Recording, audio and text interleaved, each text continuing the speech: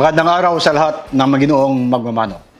Paalala ulit sa init ng panahon. Nung mga nakaraang mga episodes ng ating programa, nagbanggit na ako ng mga dapat gawin sa ganitong mainit na panahon. Kung makikita nyo, noong March 23, nag-declare na ng Pag-asa ng 40 degrees centigrade na heat index sa Dagupan, Pangasinan. Ibig sabihin, kahit medyo malamig pa sa umaga, may panahon sa maghapon na napakainit. Ang init ng panahon ay naapektuhan lahat mula itlog hanggang sabungan. Yung panlaban pag nai-stress, siyempre, hindi maganda ang performance. Ang mga breeders natin, pag nainitan, bumabagsak ang production at fertility and incubation.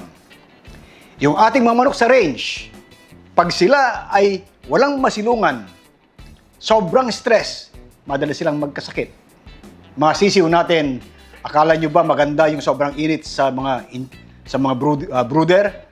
Yan ay heat stress at sila ay madaling magkasakit dahil babagsak ang immune system pag mainit ang panahon. Mas kakayanin pa nila ang lamig kaysa init. Kaya ito ay napaka-importante. Mula itlog hanggang sabungan, bantayan nyo yung mga manok nyo pag mainit ang panahon.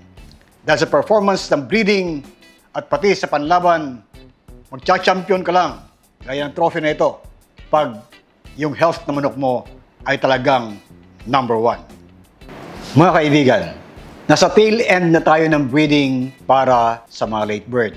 Pero marami pa rin nagbi-breed.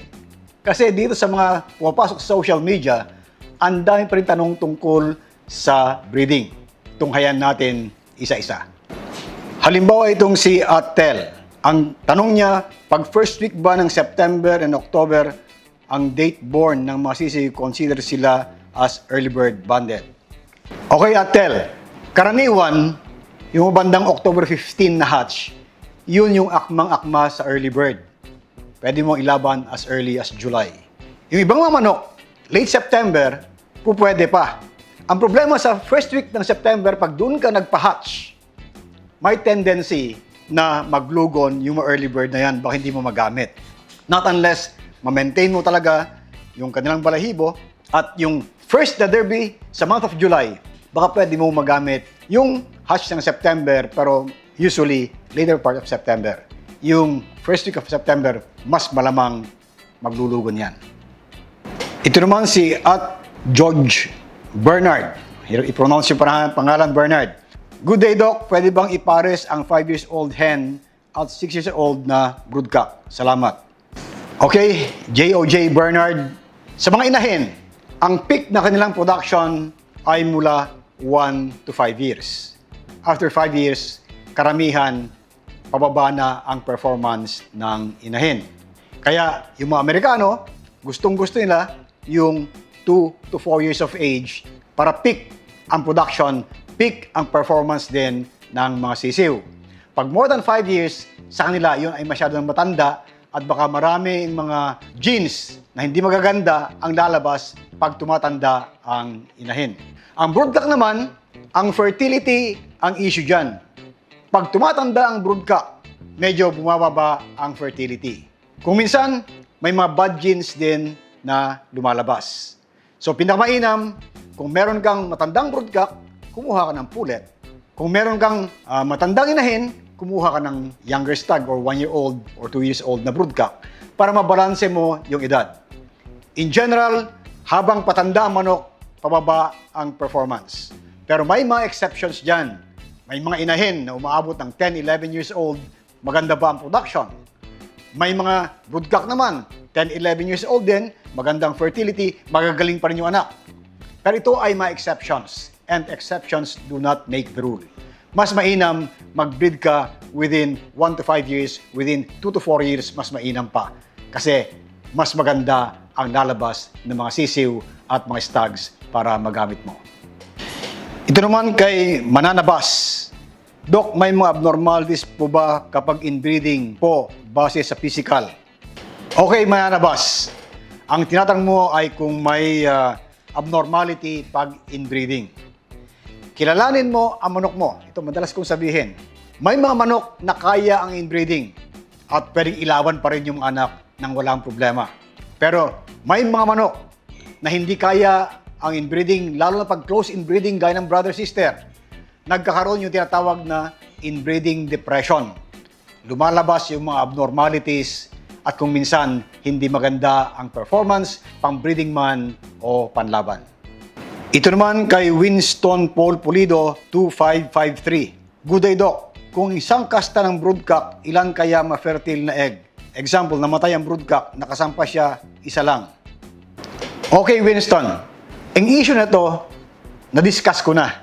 Medyo matagal-tagal na rin. Pero may thumbnail ang digital technologies kung saan mo makikita yung details ng aking sinabi. May mga manok, pag healthy ang broodcock, healthy ang broodhen, hanggang 3 weeks, yung similya na yan ay buhay. Kaya yung iitlog ng manok within 3 weeks, fertile yan. May mga manok naman, sobrang hina similya, 1 to 3 days lang, patay na similya, hindi na fertile yung itlog na lalabas. Karaniwan, 7 to 10 days on the average, okay ang itlog, fertile yan. Kahit isang kasta lang, basta healthy yung broodcock at healthy yung inahin. Gaya ng sinabi ko, ang detalye nito, hanapin mo sa thumbnail ng EDT. Ito yung EDL Digital Technologies. Makikita mo lahat, ang history lahat ng mga discussions na ginawa ko tungkol sa issue na ito. Ito naman kay Respiker. Good day po, Doc Hill. Tanong ko lang po, sadya po bang bawat breeder ay may kanya-kanyang panlasa sa fighting ability ng material nila? Isa po akong backyard breeder. Itong nakaraan pong expo ay nakabili ako ng 2 stags sa iba't ibang breeder. Pero same bloodline po. Pero magkaiba po ang style ng kanilang away. Yung isa multiple shuffler at malakas. Yung isa naman single stroke at umaangat. Isa akong newbie. Gusto ko malinawan po. Mga sweaters po sila. Salamat po, Doc Hill. Okay, Respiker. Ito yung sinasabi ng mga veteranong breeder na pag mag-breed ka, huwag sa pangalan ng bloodline. Huwag sa pangalan ng tao. Mag-breed ka dun sa individual performances ng mga broodstock mo. Halimbawa, parehong sweater yan. Sa binanggit mo, yung isa, multiple shuffler. Yung isa ay single stroke. Parehong bloodline, magkaiba ang kanilang style. So, ang gawin mo, doon sa sinasabi na breeding like to like, yung multiple shuffler mo, i-breed mo sa mga linyada na alam mong multiple shuffler din. Para yun ang maging dominant characteristic. Yung single stroker mo, i-breed mo sa mga linyadang single stroker din. Para lalabas na yun ang dominant na style ng manok mo. Ngayon, pag pinagsama mo yung shuffler sa single stroke, maraming klaseng anak ang lalabas yan. May tinatawag na law of convergent opposites. Ibig sabihin, maganda ang blending. Pwede siyang mag-single stroke, pwede siyang multiple shuffler. Kaya kung minsan, hindi mo maintindihan ang style dahil magkaiba ang kanilang style, lalo na pag sila ay parehong dominant. Kaya napaka-complex talaga ang breeding. Mas mainam, tignan mo yung performance ng bawat isang manok. Mag-base ka doon sa kanilang performance at hindi doon sa pangalan ng bloodline o breed. Ito naman kay Angel Dantes Lopez, 4253. New subscriber here, Doc Hill, watching from Tayabas City, Quezon. Dito po sa amin at sa Lukban, kahit summer, minsan umuulan at hindi natutuyo ang damo. Backyard ang breed ko, native chickens like Darag, Banaba, Camarines, and Parawakan po alaga ko. Gusto ko rin mag-try ng game fowl. Okay, Angel Dantes. Pag marunong kang mag-alaga ng native, ayon sa klima, dyan sa Tayabas, dyan sa Quezon, halos ganun din ang sistema ng management na gagawin mo para sa game fowl. Ang pinaka-importante rito, mag-umpisa ka ng magandang mga breed, magandang mga linyada. Marami dyan sa Quezon, marami dyan sa area mo dyan sa Laguna, Batangas area, na magagandang bloodline.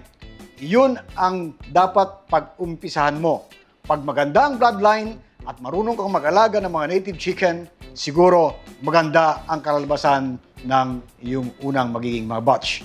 Tandaan mo, Angel Dantes, sa pag-aalaga ng manok, experience will be the best teacher. Mga kaibigan, marami pang issues na ating pag-uusapan na nasa social media natin. At yan ay discuss natin sa mga susunod na episodes ng ating programa. Lagi lamang tandaan, sa performance ng ating mga manok, pambreeding man o panlaban, health is always number one.